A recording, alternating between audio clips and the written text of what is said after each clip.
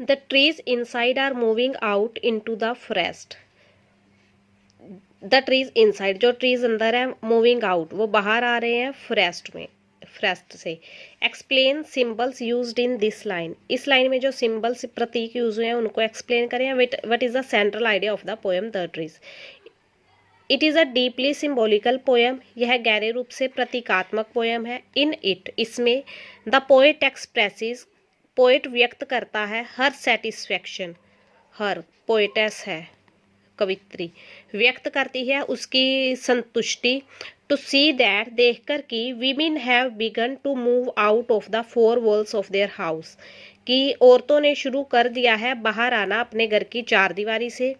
They have now begin, वो अब शुरू कर चुकी हैं. To take part in the world of man, आदमियों की दुनिया में भागीदारी करना. एंड दस, और इस प्रकार, मेड दैट वर्ल्ड, उस संसार को बना दिया है, मोर ब्यूटीफुल एंड म्यूजिकल, ज़्यादा सुंदर और संगीतमय. What type of trees are described in the poem The Trees? The Trees poem में किस तरह के पेड़ों का वर्णन किया गया है? Where are they kept? उन्हें कहाँ रखा गया है? The trees described in the poem are symbolic trees. जो पोएम में जिन पेड़ों का वर्णन किया गया है वो प्रतीकात्मक पेड़ है. ऑफ यूजलेस ट्रेडिशन, बेकार की परंपरा के. दीज आर केप्ट, इन्हें रखा जाता है. इनसाइड द हाउस, घर के अंदर. Why are the trees described in the first stanza of the poem the trees not useful for birds और इंसेक्ट्स? पोएम के फर्स्ट स्टेंजा में जिन ट्रीज के पेड़ों का वर्णन किया है द ट्रीज पोएम में, वो क्यों यूजफुल नहीं है पक्षियों और कीड़े मकोड़ों के लिए, कीट पतंगों के लिए. The trees described here are the useless tradition, are of useless tradition. यहाँ पे जिन पेड़ों का वर्णन किया है वो बेकार की परंपरा के पेड़ है. They are decorative and painted type of trees, ये सजाए गए और पेंट किए गए पेड़ हैं. Which are kept inside the house, जिन्हें घर के अंदर रखा जाता है.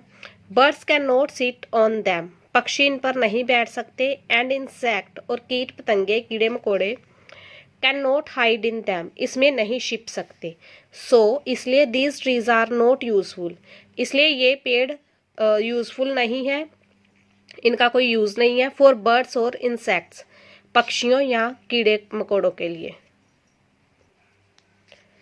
Long cramped Bhoj shuffling under the roof, लंबी टेढ़ी मेढ़ी डालियां छटपटा रही हैं छत के नीचे. How does the poet describe the state of trees in the house?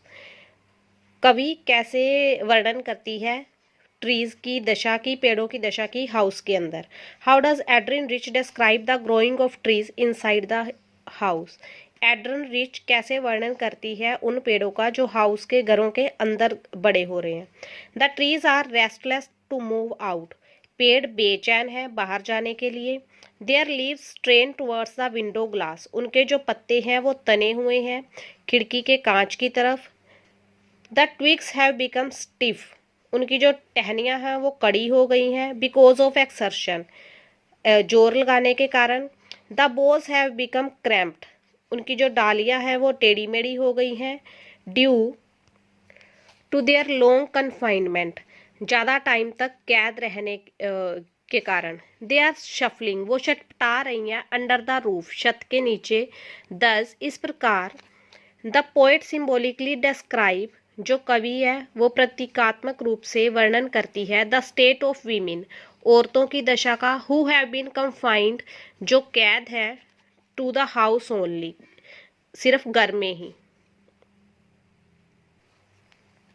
What do the roots and leaves do in the poem The Trees? The Trees poem में जड़ें और पत्ते क्या करते हैं? The roots keep trying hard, जो जड़ें हैं वो बहुत मेहनत करती हैं. To disengage themselves, खुद को छुड़ाने के लिए. From the cracks, दरारों से. Of the veranda, बरामदे के फ्लोर की, फर्श की.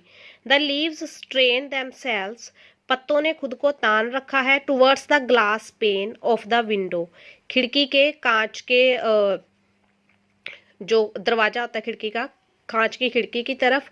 ऑल दिस, ये सब हैपन्स होता है बिकॉज ट्रीज आर इम्पेशेंट, क्योंकि जो पेड़ हैं वो बेसब्र हैं, अधीर है, to go out into the open, खुले में जाने के लिए, खुले में बाहर जाने के लिए।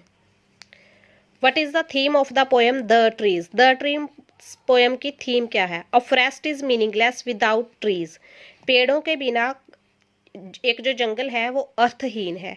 We can not think of a forest, हम एक जंगल के बारे में सोच भी नहीं सकते विद नो ट्रीज, जिसमें कोई पेड़ ना हो। सिमिलरली, ऐसे ही we can not think of a world, हम ऐसे संसार के बारे भी नहीं सोच सकते विदाउट वीमेन, जिसमें औरतें ना हो। That is what the poet means to say in this poem, यही है जो कवित्री कहना चाहती है इस पोएम में। वीमेन आर इंडिस्पेंसेबल, जो औरतें हैं वो बहुत जरूरी है, to complete the world of man, आदमियों की दुनिया को कंप्लीट करने के लिए। Can there be a forest without trees, क्या पेड़ों के बिना कोई जंगल हो सकता है? Where are the trees in this poem, इस पोएम में पेड़ कहाँ हैं? And where do they go, और वे कहाँ जाते हैं? No, there can be no forest without trees, नहीं, यहाँ जंगल नहीं हो सकता पेड़ों के बिना। There can be no birds, insect और sun's shadow in a treeless forest, जो ट्रीलेस फॉरेस्ट होगा, बिना पेड़ का जंगल होगा, उसमें ना बर्ड्स होंगे, ना कीड़े मकोड़े होंगे, और ना ही सूरज की परछाई होगी। इन दिस पोएम, इस पोएम में the trees are in the house, जो पेड़ हैं वो घर में हैं। दे आर रेस्टलेस, वो बेचैन हैं। टू मूव आउट, बाहर आने के लिए। The trees in the house are a symbol of women, जो घर में पेड़ है वो औरतों का प्रतीक है। हु हैव बीन कंफाइंड, जिन्हें कैद किया गया है। टू द हाउस ओनली, सिर्फ घर में ही। They are trying to go out, वो बाहर जाने की कोशिश करती हैं। इन टू द फॉरेस्ट, जंगल में, यानी कि जो पेड़ है वो जंगल में बाहर जाने की कोशिश करता है, यानी कि that is the world of man, यानी कि आदमियों की दुनिया में।